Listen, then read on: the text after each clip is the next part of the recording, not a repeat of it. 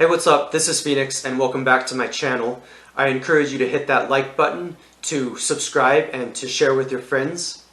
There's definitely a lot that I have in mind for the year 2020 as far as content goes, and I'm looking forward to making more videos in the future. My goal for the year 2020 is to reach up to 200 subscribers, so definitely hit that like button, subscribe, and invite all of your friends to come join us. I think it's going to be a very good time. Now, as you may know, I am an author, and I've published about 20 books at this point, one of which was my autofiction, The Street Kid, and I appreciate the fact that I can share from this book because it is one of my favorite books that I have written, and I consider it to be one of my best works, and I'm very excited about it. Today I'm going to read a few chapters from the opening, and I encourage you to follow along, and it'll be a good time. So yeah, without further ado, let's dive right in. I will also say that you can find my books on my author page at amazon.com/phoenix/_rises, so I definitely encourage you to check it out. So without further ado, here is my book. 1. I want to die is all I can think of. Death is the only sweet release. It is the only thing that feels right, the cold knife in the heart. It feels so right. It is the best direction. I'm trying not to believe this, but the world, it tells so much truth. What else am I supposed to do with that bitter truth?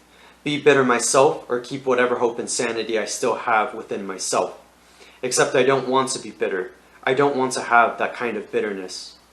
Phoenix stood up out of bed, his head shaking, spinning elaborate webs of deceit and intrigue that he did not have time for right now. The murderers, they were coming, right? Weren't they on their way? I can't have bitterness. It destroys everything about me. But the murderers, they are right. They have the answers. They know exactly what I should follow, and I need to follow that. Weren't the murderers closer than ever, now that Phoenix had begun to rise, now that he had begun to question his death, his birth? Phoenix stumbled back on the lip of his bed, shaking, his hands, his feet, his heart. They would not stop quivering, and he wasn't afraid. No, of course he wasn't afraid. He was only anticipating that things were changing. He was anticipating that he was rising. They murdered me last night. They took what I wanted to do to myself and made it a reality. I hate myself for being such a coward, but they were right. Except I don't believe this because I need to escape them. I can't be like the murderers. I can't. At least he wanted to believe that he was rising. His family betrayed him because this was what they wanted out of him. They wanted him to leave. The long, painful goodbye, except without the goodbye. No closure? Of course not. Not in this world. Everything's so different. The world gray. The world literally a walking corpse hungrily running after sunshine that would never come. I see all of them. They are dead. They are all so full of emptiness. Don't they understand this about themselves? Don't they understand that they are corpses, zombies with no life? Don't they understand? Phoenix was crying. He couldn't stop himself, the tears flowing so smoothly, like blood out of a new wound. He stood up and held his chest and shoulders, seeking warmth that he wasn't going to find. He shakily opened the drawer and pulled out a t-shirt. Today, I will go as myself. A red t-shirt, a painful, happy nod to the reflection, staring back with the same apathy as everything in the world, as everyone in existence. A red t-shirt with the word Arizona and Phoenix stitched across in dead letters. But maybe there can be fire. He needed to go to Phoenix. Except, how was he supposed to get there? He could walk, but he couldn't leave his family behind. He loved them. He needed them with him. Your parents are dead. Phoenix was not sure what to do with this information. It was as though he had heard this information for the first time. No, his family loved him. They did not want him to suffer. They did not want him to die. Still looking at the reflection, the face so pale, brown ashen hair, the lips chipped and cracked, so like his soul, and eyes so red, the irises blazing a stained, pained, dead red, like neon blood. Amazed that he wasn't bleeding right now, because I have died. Death before birth. I died last night. The murderers. But there was no blood, there was no wound, only the invisible wound on his heart, the one that people always cared less to see, and it was understandable that they ignored him. But there was more to the equation. He always was happy, wasn't he? Wasn't he always happy? Today, I will go as myself. 2. They picked Phoenix up a few hours after he died. He saw himself in them and he couldn't shake it off, no matter how hard he tried. The driver refusing to say anything in spite of Phoenix practically bubbling blood and words at the mouth, and it just did not make sense. But they didn't understand that he was dead, and that he was them, that the whole world was him, as much as he hated to admit it. It was the truth, and he began to scream, "Hit by a bus! Hit by a bus!" The response from the dead driver, so simple, so calm, so apathetic. That wouldn't be a good thing. Is that it? I've only died, but there is no one at my funeral except for the cold rain? Am I even wearing a shirt? Don't I need to go to Phoenix? Don't I need to rise? Why is everything so dead? I don't get it. I need to know that my heart is still beating. I need to know that I am not dead. Hit by a bus that didn't pay attention. It is going to happen right now because I'm going to get out of this speeding vehicle, which rides on a road that is no different from a death march in the rain, a funeral procession. Don't you get it? All of you are dead. Phoenix tried to calm down. He tried to tell himself that everything was okay and that nothing was going to happen. Nothing could happen. This was only a regular day in the sun. This was only something good.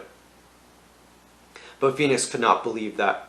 He saw himself soon speeding through life, speeding through the train track that would eventually lead to heaven, because he was in hell right now and he could not escape that. My parents are dead. 3. Phoenix could not go as himself. Standing in front of the mirror, wanting to flick out his tongue as though he was a snake, and not knowing what to do with his body, which possessed such a gentle warmth and yet shrouded itself in nothing but coldness, as cold as the hand of a corpse. They were going to come for him soon, the murderers getting ready to finish their job, and he needed to run. He needed to run away. He needed to run now. But he could not stop staring at the mirror. It was as though he was looking at the devil, but the devil was his friend. He was smiling at Phoenix and telling him that he was going to be okay, that this game of death was only the beginning of a long, long journey.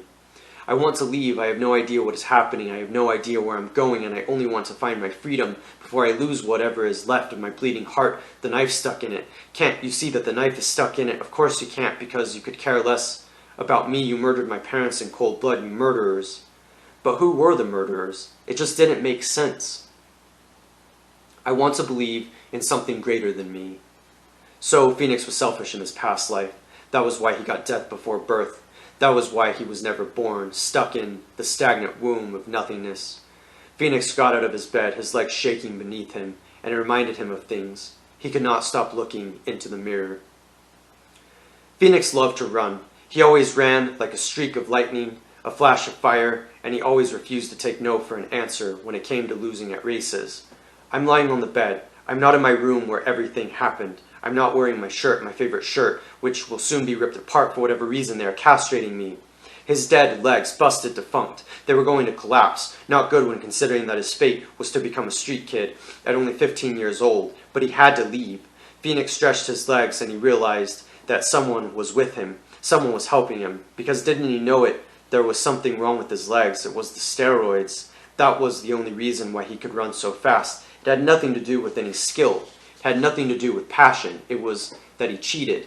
But why didn't he know that he cheated? Why didn't anybody tell him that he always juiced up on steroids, was a cheater? He was the biggest cheater of them all, and he didn't deserve the glory of winning, which was why he never won, even though he did win, had the non-existent rewards to prove it.